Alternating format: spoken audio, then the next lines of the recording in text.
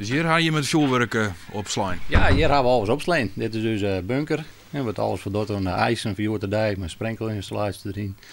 Dus mijn verwarming. Dus, zo hebben we dit hier. Hoeveel ga je meer te staan? Hier met zo'n ton in. Vuurwerkverkeerders binnen positief voor de varverkeer en de internetbestellings. Het lijkt er net op dat ze de recessie vernemen zullen. De toppers zijn toch de roodjes.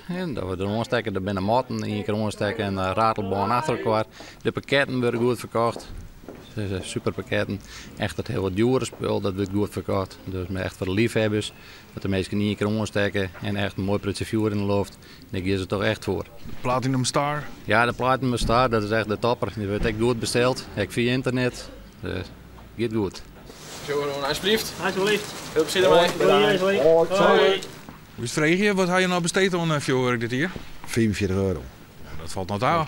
Ja, voor de band, net voor mezelf, ik vind het zelf niet rond. Aanbod is er genoeg. Ze had Noordscooters in Drachten pakketten van wel €400. Daar worden toch alle jaren weer een paar van verkocht. Dat is echt voor de professionele liefhebbers, zeggen we dan. Maar het zit erbij, ja. Wij verkepen er elke keer een peer van. Met mij zeg ik daar graag aan verlekkeren en wij gaan erbij staan. Ik ben dan ook wel meestal niet mij een lapje. Zeg van op een buurt of in de familie. Iedereen een bedrag en dan zit je al vrij gauw weer op dit soort bedragen. Nou, wat hij maar gekocht. Volle leuk. Een hele protte. Wat zei je? Een hele protte. Ja. Is het vooral knallen of vooral zie je vuurwerk? Het meeste knal. Oh, dat vind je het mooiste? Ja.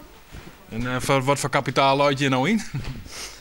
Treinzondag? Ja, ongeveer €23, ja. €100. Ja. Is dat liek als oorjaren of minder? Nee, nou is het voor wat meer, ja. De komende dagen wordt er meer druk te verwachten met losse verkeer en met mensen die het haar een bestelling ophellen.